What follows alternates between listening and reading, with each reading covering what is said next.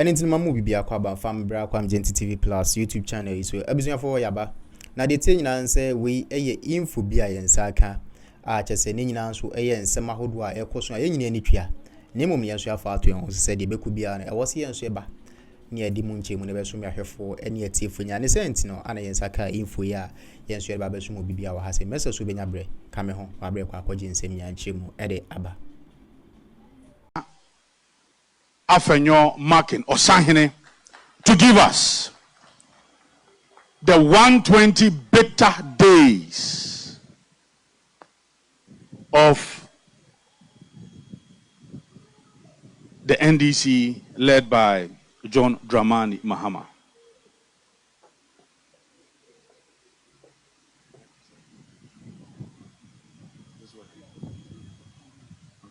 Hello?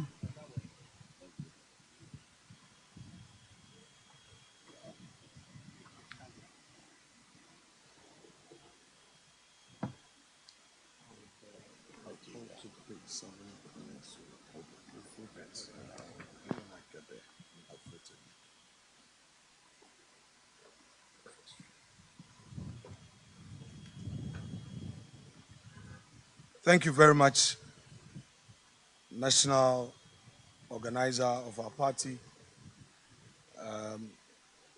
director of communications, and other members of the national executive here for this collaboration that has resulted in this engagement to let the people of Ghana know that great betrayal of the NDC government, the 120 days of a bitter Ghana under President John Dramani Mahama. As we've already been told by the national organizer, yesterday, Mr. President marked his own script, a script that the questions were set by him, and after that, he gave himself a mark. This morning, we are here to expose all the lies, the falsehood, and the inconsistencies.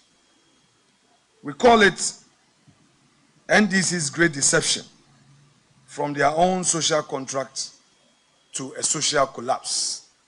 120 days of bitter government under John Dramani Mahama. In the lead up to the 2024 general elections, candidate John Dramani Mahama released a document titled Mahama's First 120 Days Social Contract. It was marketed as a sacred pledge, a hard-coded promise to the Ghanaian people, time-bound and specific. It was designed to inspire trust, rekindle hope, and restore the image of a party that was seeking for another opportunity to rule this country. The NDC promised to scrap taxes like COVID-19 levy. They pledged to ban illegal mining, slash import duties, revive industrialization, launch mass employment programs, hold public officials accountable, increase cocoa prices. Not the least, they promised the people of Ghana a 24-hour economy under 133, one job, 3 shifts. Then on January 7, 2025, standing before the Republic, His Excellency declared, quote, "I intend to tell you the truth," end quote. He claimed he would act with, quote, "decisiveness and restore," quote, "faith in institutions and initiate what he called a national reset." But after 120 days of his presidency, the truth is brutally clear. The social contract was a political bait and a switch, a glossy list of promises not meant to be fulfilled, but merely to be flaunted, exploited, and forgotten. 1, the taxes remain. 2, contractors remain unpaid. 3, illegal mining rages on, no state of emergency in sight. 4, industries continue to suffer. 5, unreliable power supply, what I call Doomsor Pro Max, is unfolding. Further, the job creation pledges have turned into press releases without action. The cocoa prices, the farmers who were promised that 3,000 per bag of cocoa was going to increase to 6,000 per bag, have also been disappointed. And the slight stability of the cedi, now claimed as the Mahama miracle, is nothing more than a byproduct of a weakening US dollar on the global stage. This, fellow Ghanaians, is not a matter of political disagreement. It is a matter of deliberate national deception. And as you are well aware, this is not just a speech, it is a call to remembrance and resistance. It is a forensic audit of the presidency that campaigned with the agency of a reformer, but now governs with the indifference of a ruler long exhausted by ideas. I dare say that the lame dark days of President John Dramani Mahama has already started.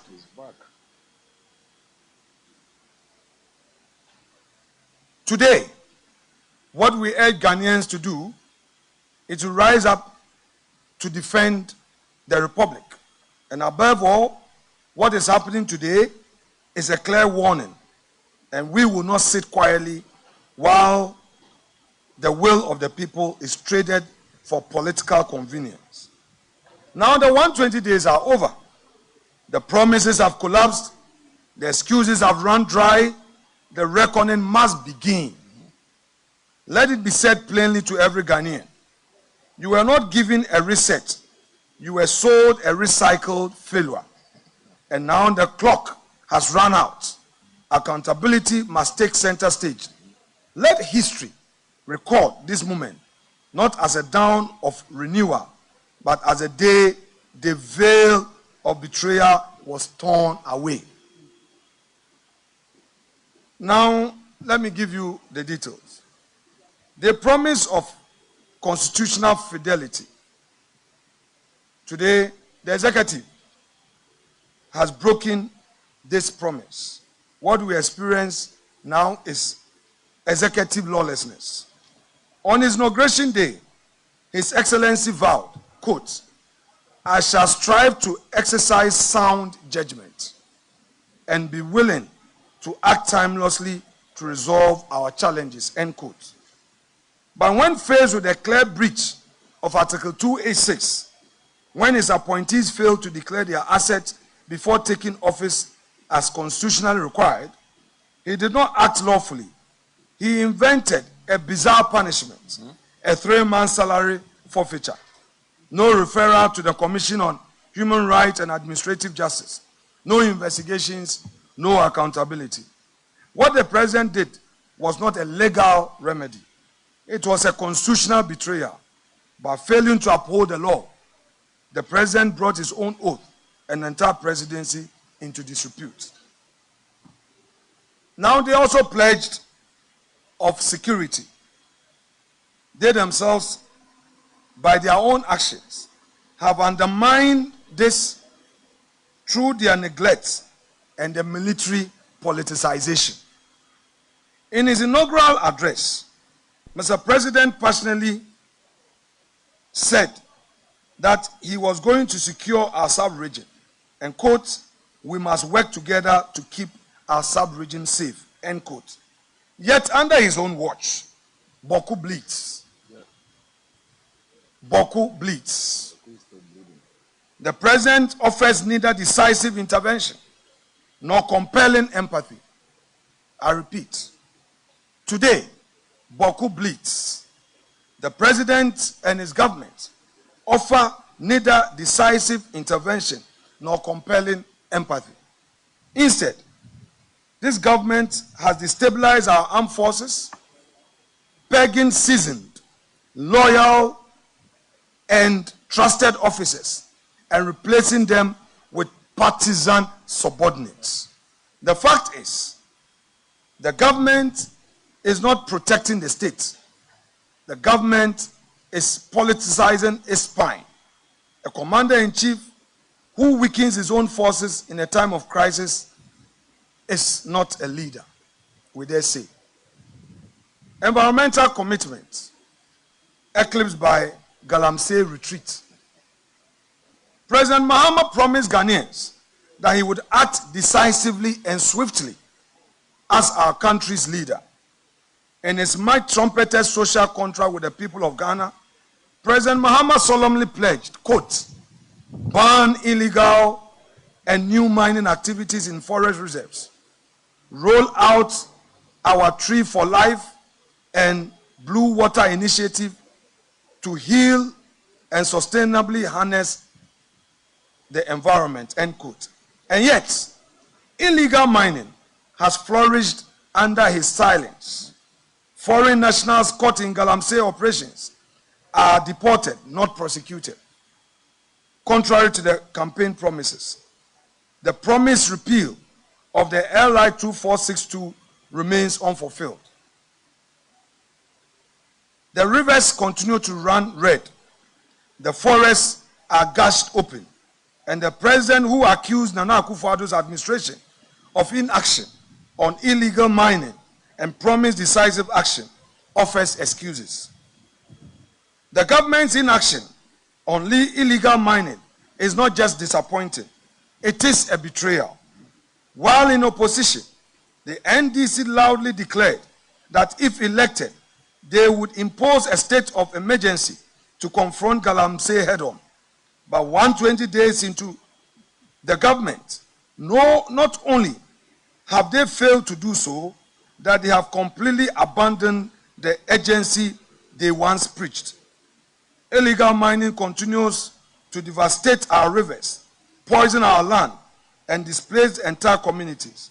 The promised state of emergency has vanished, replaced by silence and inaction, while the sector minister sheds crocodile tears on national television over a sorry state of our rivers, forests, and farmland. This is not leadership. This is not leadership. It is cowardice dressed in empty campaign rhetoric. It therefore came without a surprise to the people of Ghana when recently, on May Day, organized labor, speaking through its Secretary General, boldly condemned the extent to which Galamsey is destroying our environment. And to quote organized labor, Galamsey has worsened within the few months that the NDC assumed office.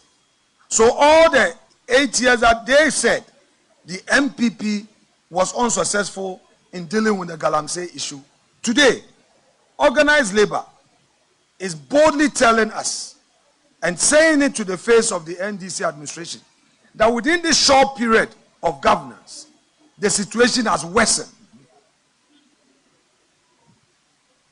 I leave it to your judgment. Inclusivity abandoned. Mr. President promised the nation of a leadership of inclusiveness. Today, what we see is a massacre of livelihoods.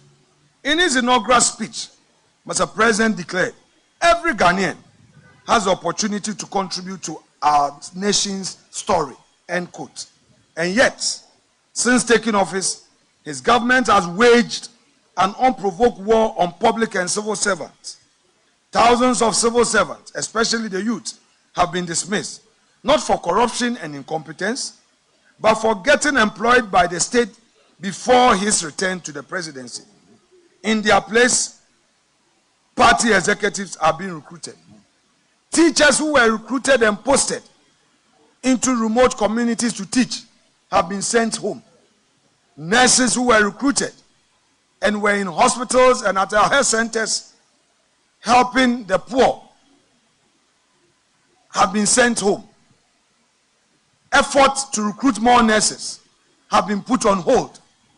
Those who graduated from nursing schools and expected to be posted are still at home, have become desperate. And we have a government that is rather creating more unemployment than employment. We say this is not inclusivity. This is not inclusiveness. This is ideological cleansing. This is not a present for all.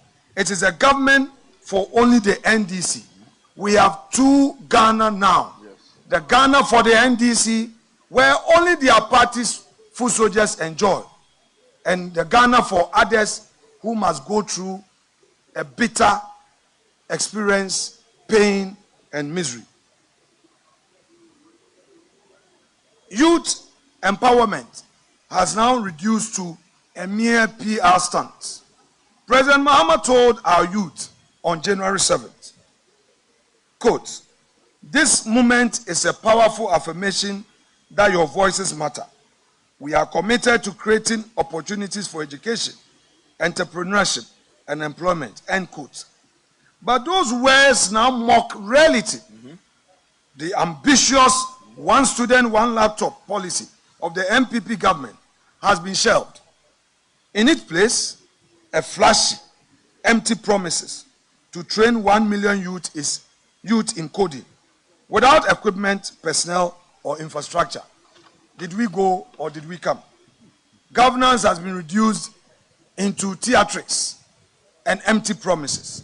Today, we, the mighty minority, boldly remind the president that the digital transformation cannot be downloaded onto our national digital network by beautiful speeches and launching ceremonies. And Ghana's youth deserve tools, not talking points. I repeat, the youth of Ghana deserve tools, not talking points. Now, power sector sabotage. From light to darkness. From light to darkness. When Ghanaians say, "Let there be light," the NDC say, "Let there be darkness." So we have a Doomsaw Pro Max. Darkness, darkness, darkness. Mr. President promised to fix Ghana's energy crisis. He accused his predecessor of failure. Although NPP came to meet Doomsaw and fixed the Doomsaw, yet during the campaign, Mr. President and his party rather accused NPP of not keeping the light on. But let's all be honest with ourselves. The last 120 days, we have seen persistent power outages, low voltage, and silence in the face of national inconvenience. Not a single moment, a single day, has the energy minister addressed the Ghanaian people on the energy crisis. Where is the energy minister? Is he lost in this darkness? We are taking a torchlight looking for the energy minister. We cannot find the energy minister. Mr. Energy Minister, where are you? Bring back our lights. The emerging power crisis during the second term of His Excellency President John Dramani Mahama obviously will be deeper, and it appears that it's going to be darker and deadlier. Across the country, businesses are gradually grinding to a halt, industries are scaling back production, and hospitals are struggling to save lives without consistent electricity. Yet they go to the hospitals and all they know is sacking the chief executives. Sack them. Sack them. Sack them. That is all that the ministers are doing. Targeting chief executives and sacking them instead of putting on the light. Home appliances are burning out. Livelihoods are vanishing. And the national mood is collapsing under the weight of government inaction.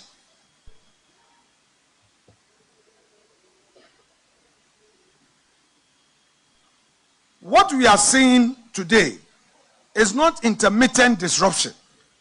It is a national emergency. And yet, the Mahama administration continues to offer excuses instead of solutions. Instead of resolving the problems, he recites blames like a broken record. Ghanaians deserve lights, not lectures. Leadership is action, not endless lamentation and blame game. Mr. President, NDC government, bring back our lights.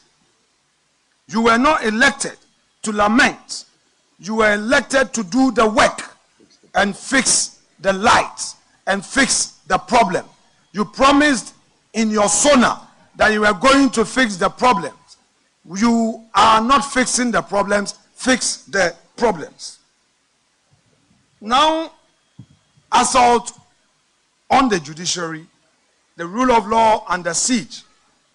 His Excellency promised, quote, reset the faith in leaders and institutions, end quote. I repeat, His Excellency promised reset of faith in leaders and institutions. But what do we see?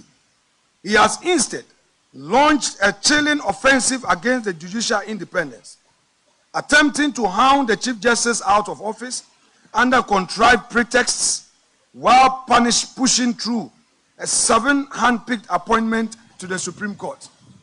It has never happened in our democracy where the president makes a direct appointment and more or less coerces the Judicial Council to swiftly, whether they like it or not, approve of same. The practice has always been that nominations are made by various stakeholders. The Ghana Bar has an input. The Office of the Chief Justice has an input. The Judicial Council itself has an input. The government, the president acting through the Attorney General makes an input.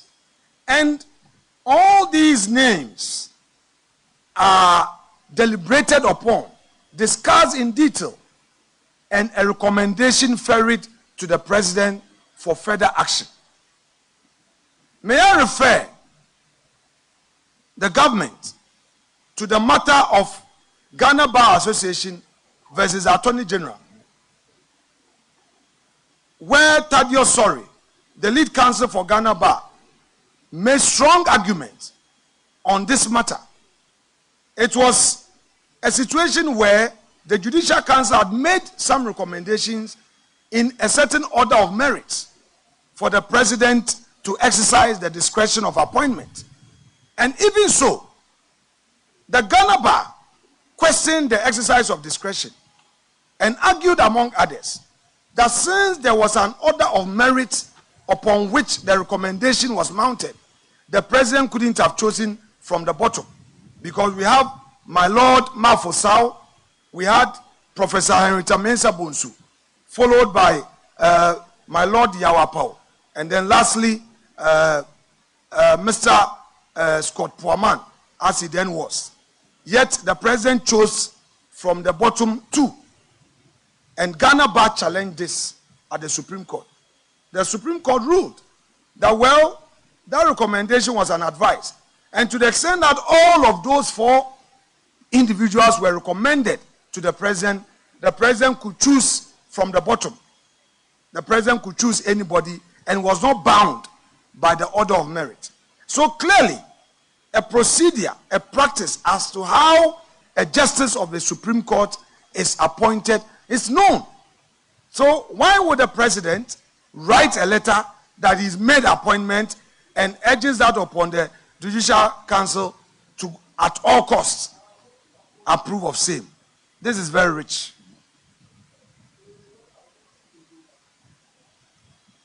The president and his government are not on a journey of reform.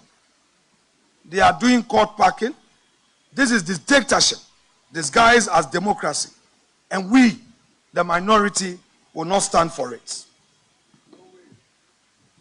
Now, they are silencing dissent. The return of iron fists. They promised that they will allow free speech. But today, even political opponents are threatened. They will send their attack dogs on radio. When they think that you are being critical of them, they start to threaten you. Even journalists come under attack. The Secretary General of TUC, who boldly echoed the views of organized labor, is under attack. Even the views expressed by GBA also came under attack. And then they find a way of using social media to spread fake news and falsify information and crush genuine views expressed to shape governance. But let me remind Mr. President that in his own inaugural address, he called for accountability and promised to fight corruption. Yet, as I've already said, journalists are being harassed. Opposition MPs, like my brother John Intim recently became a target because he had raised a critical national issue, which required the security agencies to engage constructively. They personalized it and they made him a target. It was an eyesore when they unleashed NIB officials at his residence, wielding guns and wearing masks. Did we go or did we come? What we are experiencing is another vendetta, and this is not justice, an opportunity for all Ghanaians, rather persecution. They promise constitutional reform, but we don't trust them. What they are doing is not constitutional reform, but they are attempting to create a Trojan horse for perhaps, if not lifetime presidency, a third-term presidency. Already, we have heard the national chairman of the NDC complaining bitterly about the internal struggle for succession. The NDC is abandoning governance and rather thinking of their party interests. Why would the national chairman, no less a person than Mr. Asedu Nkatia, boldly go on radio in less than 90 days be talking about that internal problem? We are also aware that another group in the NDC are pushing for a third term for President Dramani Mahama. It's a reason why, instead of the promised governance and constitutional reforms, we are seeing a new agenda. What we know is that there's a sinister and diabolical plot firmly underway to tighten the president's grip on power and prolong his days in office. So they knew that the firmness of the Chief Justice will not allow this. So they started to unleash the attack dogs on the Chief Justice to try and clear out of the way so that they will have their way.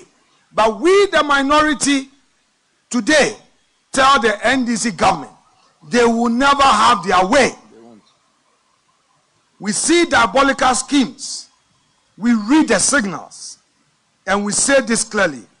Ghana is not a monarchy. We will not be ruled for life. We will not let one man's desire for autocracy and unchecked power rewire the constitution to suit the ambitions of a desperate party. So the hawks in the NDC who are so power drunk and are pushing through this third-term agenda, let them stay their hands. The other hawks in the NDC who are thinking succession and are not making it possible for the president to govern, and all they care about is their internal struggle for who succeeds him, we are telling them too that they are hurting the country. The government has already entered its lame dark days, looking at all the signs on the wall. This is affecting the ordinary people, and they should wake up to the reality of their bona fide governance. We are wide awake. The NDC should not be under any false impression that with their 183 plus others in parliament, they will find a way of forcing their way with very unconstitutional reforms through parliament. The mighty minority will not allow them to have their way. We will stand firm with the people of Ghana and fight all illegalities in parliament. We trust that Mr. Speaker would accord us the necessary support to air our views on the floor of the House. Now, let me turn my attention to the private sector. The NDC is collapsing the private sector. The government is punishing producers. On the day of his inauguration, Mr. President called on business leaders to help him shape, quote, an environment where creativity thrives and where fruits of their labor contribute to the collective welfare of our nation, end quote. But 120 days, that appeal has cuddled into betrayal. Businesses across the country, small, medium, and large, are suffocating. Why? Because the very government that promised partnership has become a predator. Yep. Suppliers, contractors, service providers, Ghanaians who finance and fulfill government contracts with their own resources or bank loans have not been paid. Some have been forced to shut down. Others have laid off workers, and countless others have plunged into debt, despair, and ruin. This government is presiding over economic vandalism, masquerading as governance. When the government refuses to pay its debt, it collapses the very economy it claims to lead. Mr. President, you cannot pay the people of Ghana who have sacrificed to work to build our infrastructure, who have supplied to state institutions. You cannot decide not to pay them. This amounts to the government sabotage of business. NDC government, you are ruining the businesses you came to meet. Your actions are becoming a liability. Now, on the import duties, we go on these broken promises on import duties and the COVID-19 levy. In his inaugural speech, the president acknowledged the pain of Ghanaians, promising to change the destiny of this nation of ours. But this government continues to allow what he had called during his days in opposition, crashing levies and regressive taxes on the backs of the sovereign people of Ghana.